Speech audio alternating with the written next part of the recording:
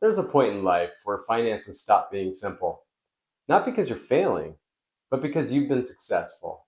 And here's what most people don't realize: the moment your wealth grows, the DIY approach starts getting dangerous. Not because you're not smart, but because the decisions get bigger and the consequences get more expensive. If you've ever thought, I've always handled this myself, but now I'm not so sure, this video is for you. I'm Jed Sayers, founder of Sound Investment Strategies. And for nearly 25 years, I've worked with professionals, business owners, and retirees, many of whom did a great job building wealth on their own. And I'll tell you something that might surprise you. A lot of successful people don't struggle with making money. They struggle with knowing what to do next once the stakes get higher. Because when wealth grows, your financial life changes, even if your lifestyle doesn't. At first, managing money yourself feels empowering. You open the accounts. You invest in index funds. You track your spending. You make your retirement contributions. And honestly, that works great for a while. But then life happens. Your income increases. Your investments grow. Your taxes get more complicated. Maybe you sell a business. Maybe you inherit money. Maybe you're 5 years from retirement. And suddenly the questions get heavier. Am I taking too much risk? Should I diversify differently? What if the market drops right before I retire? Am I doing this in the most tax efficient way? What's the best way to give charitably? Do I need estate planning?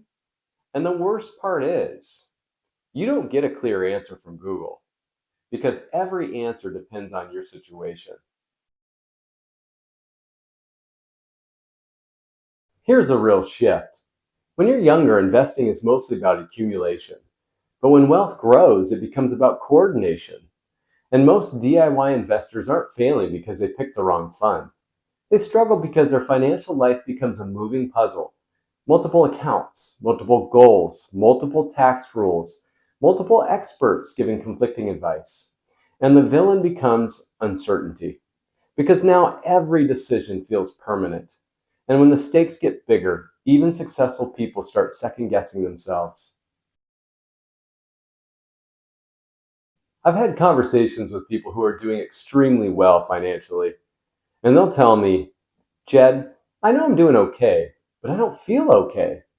They'll say something like, I don't want to obsess over this anymore, or I don't want to be glued to financial news. I don't want to wonder if I'm missing something. Can I retire? And that's the key. They need clarity. They need a process. They need to know that what they're doing makes sense, even when markets don't.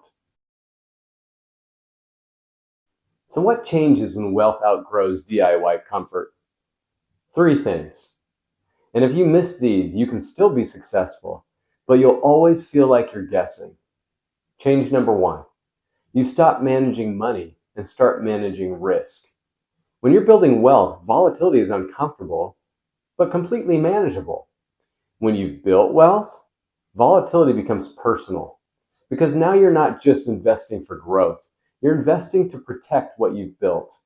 And here's the mistake I see all the time: people keep using the same strategy that helped them grow wealth, even when their life has changed. Different season, different goals, different stakes. Change number two: taxes become the silent killer. Here's something nobody tells you.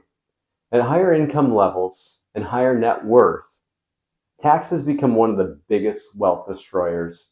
Not market crashes, taxes. Because now it's not just about what you make, it's about what you keep.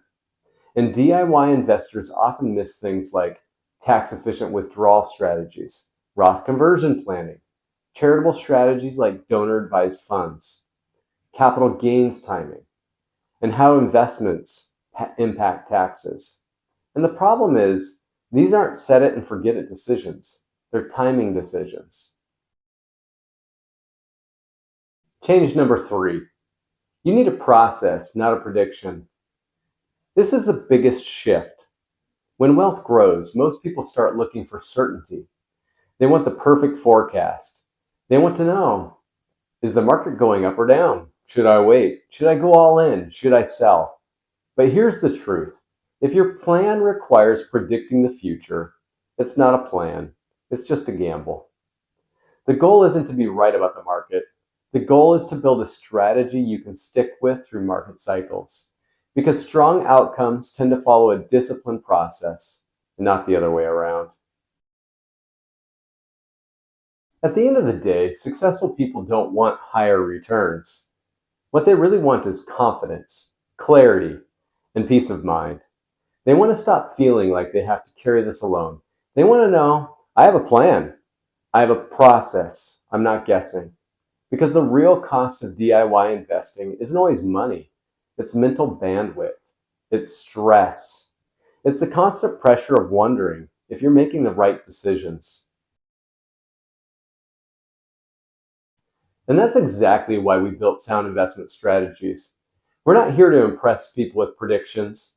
We're here to help people build a clear framework, a disciplined process, and a portfolio strategy designed for real life, not for perfect markets.